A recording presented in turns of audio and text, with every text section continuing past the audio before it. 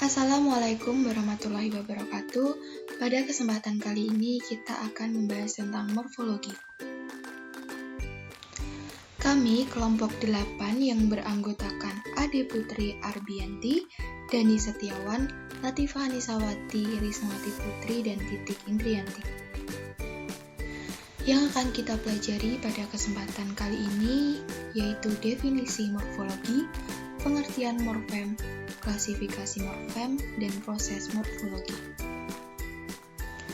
Apa itu morfologi? Morfologi adalah ilmu yang mempelajari tentang bentuk-bentuk kata, perubahan bentuk kata, dan perubahan makna yang muncul akibat perubahan bentuk kata tersebut.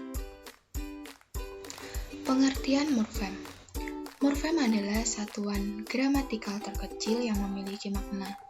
Morfem tidak bisa dibagi ke dalam bentuk bahasa yang lebih kecil lagi.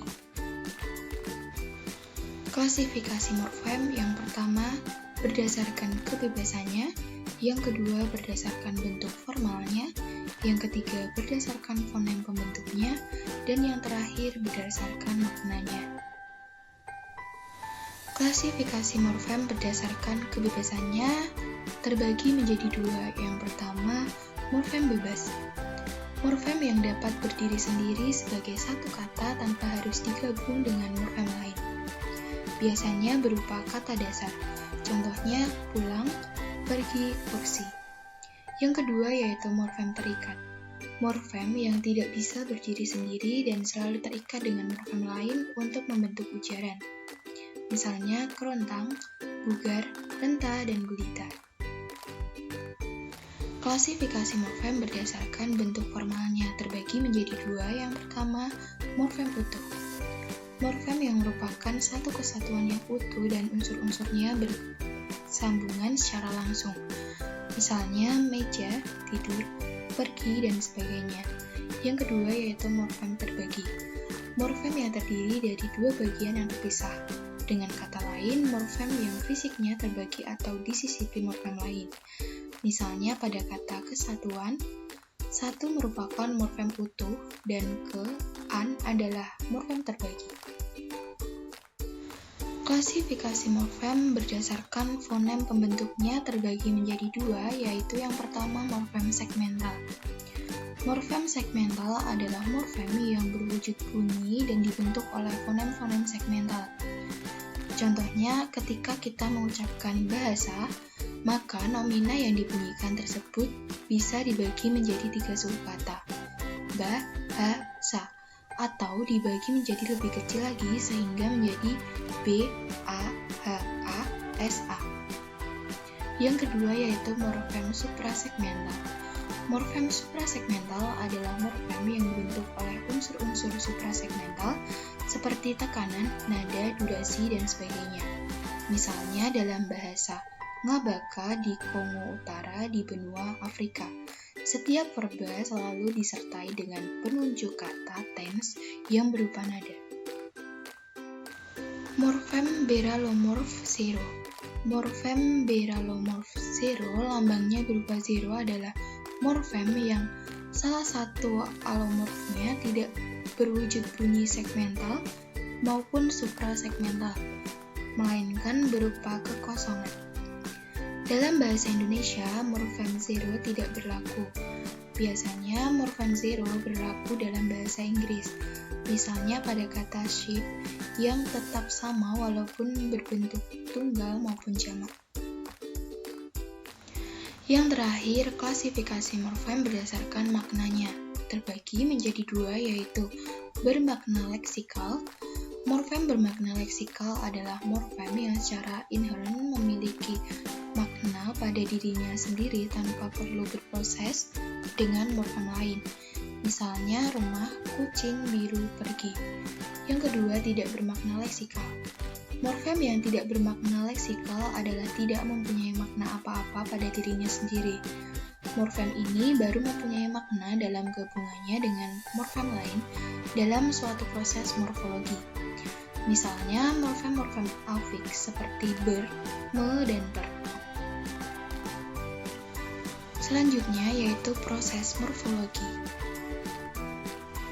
Proses morfologi terbagi menjadi 5, yaitu afiksasi, reduplikasi, komposisi, abreviasi, dan konversi. Yang pertama yaitu afiksasi. Afiksasi adalah proses pengimbuhan pada satuan bentuk tunggal atau bentuk kompleks untuk membentuk morfem baru atau kata. Afik dalam bahasa Indonesia dapat berupa prefiks, sufiks, infiks, dan konfiks atau stimulfiks. Yang pertama, prefiks.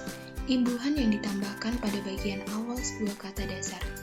Jenis prefiks antara lain me, di, ber, ter, ke, pe, dan se. Contoh me pada kata menghibur. Yang kedua yaitu sufiks. Afiks yang diimbuhkan pada posisi akhir bentuk dasar. Contoh sufiks i, an, dan kan. Misal sufiks an pada kata bagian. Yang terakhir yaitu infiks. Morfem yang disisipkan di tengah kata dasar atau sisipan. Contoh infiks dalam bahasa Indonesia antara lain per, dan in. Contoh misalnya infiks pada kata telunjuk dan pada kata temali. Selanjutnya yaitu konfiks dan simulfiks.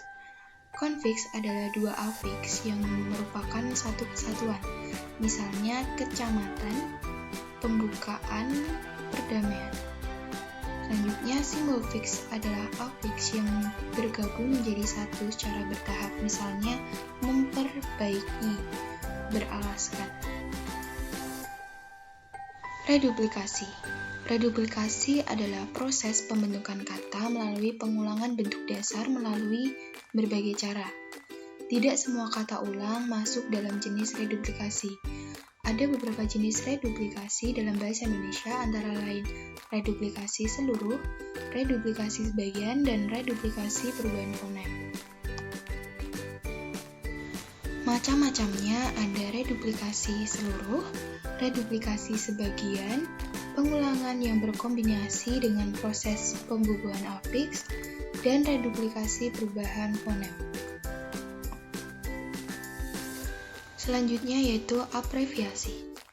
Abreviasi atau pemendekan adalah proses morfologis dengan cara menanggalkan satu atau sebagian morfem sehingga menjadi bentuk baru yang mempunyai status kata. Abreviasi ada singkatan, penggalan, akronim, kontraksi, dan lambang huruf. Komposisi.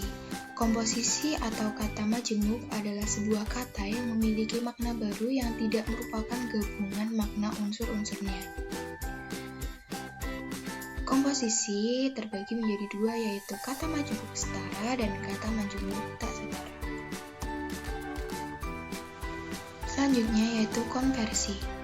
Proses pembentukan kata dari sebuah dasar berkategori tertentu menjadi kata berkategori lain, tanpa mengubah bentuk dari dasar itu.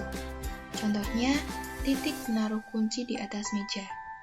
Kunci dulu pintunya sebelum kau pergi. Kata kunci dalam kalimat pertama adalah berkategori nomina, tetapi pada kalimat kedua adalah berkategori verba.